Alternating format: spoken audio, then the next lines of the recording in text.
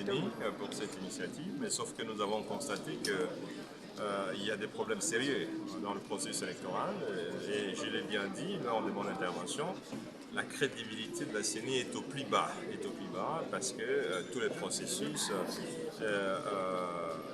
menés par la CENI est entaché de beaucoup d'irrégularités.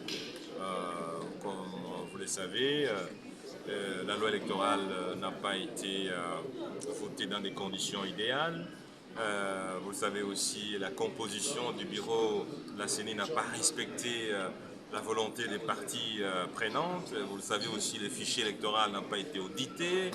Vous le savez aussi, il n'y a pas eu d'affichage des listes. Bref, c'était un processus chaotique et nous avons tenu à le dire. Nous l'avons dit, même si certaines actions ne dépendent pas de la CENI en tant qu'institution, mais écoutez, la CENI est considérée comme une institution inclusive, n'est-ce pas?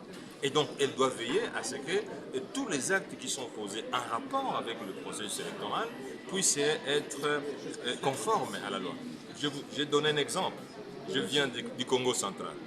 On demande les stades, les maires de la ville refusent. On demande la salle pour faire le meeting, les maires de la ville refusent. On va dans les églises, les maires poursuivent même les églises et disent, mais finalement, j'ai dit, mais on va faire cette campagne comment? J'ai donné un autre exemple. Congo Airways est tombé en faillite. Il ne reste plus qu'une seule compagnie. Mais en un mois, vous allez parcourir combien de villes? Parce que si vous réservez une place à CA, il vous faut 2 semaines pour avoir une place. Et alors, qu'est-ce qu'on va faire? C'est vrai, ça n'enlève pas la CENI. Mais toutes les routes qui étaient ouvertes en 2018 ne le sont plus aujourd'hui. Les trains ne circulent plus. Mais on va faire la campagne à partir de sa maison.